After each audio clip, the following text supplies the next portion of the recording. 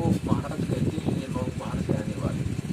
और गरीबदास जी रहते थे जैसे हरियाणा के व्यक्ति डालते हैं सिर पर साफा धोती और कुर्ता, ऐसे रहते थे सिंपल मैन जैसे आम नागरिक जैसे वेशभूषा।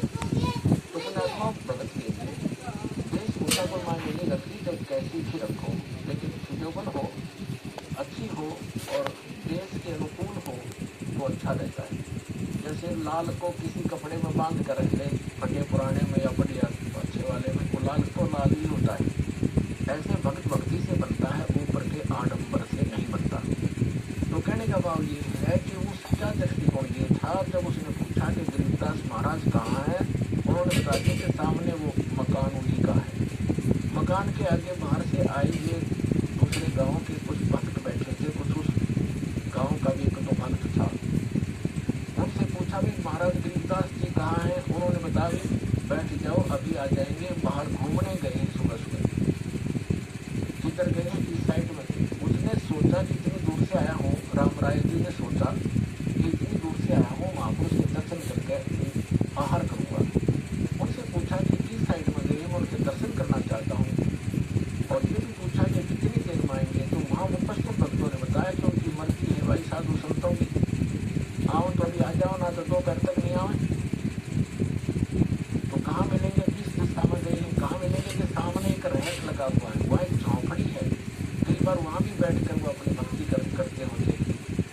उधर से वो जा रहा था उसी रास्ते से खेतों में, उधर से गरीबदास जी आ रहे थे, एक सिंपल वेशभूषा हरियाणे की, और सिर पे पशुओं का चारा ले रखा था, थोड़ा सा बंडल सा बना कर घोटा करके जवार का, वो आ रही थी।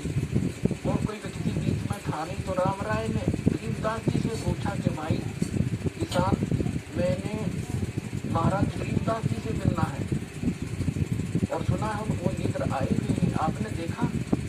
अब गरीबदास जी तो अंतर्यामी थे, उनको मालूम था इस भगत के मन में संत की वेशभूषा कुछ भिन्न ही है, और यदि मैंने कह दिया कि मैं हूँ गरीबदास तो ये कभी नहीं मानना है और वापस चला जाएगा, और जिस उद्देश्य से भक्त आया है उससे वंचित रह जाए।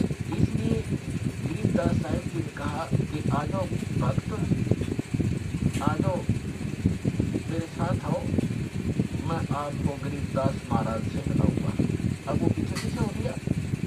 जब वापस आए उसी घर में पहुंचे जहाँ उनका घर था, भगत बैठे थे, भगत उठे, उन्होंने किसी ने तो महाराज के चरणों में दंडवत प्रणाम किया, किसी ने भाग करके वो सिर पे रखा हुआ पशुओं का जो चारे का रोटा था बंडल वो ग्रहण किया। अब राम राय ने सोचा कि ये कौन भाई, कोई अच्छा जमींदार होगा किसान, क्योंकि 1400 एकड़ जमीन थी गरीबदास जी, इतने बड़े किसान थे।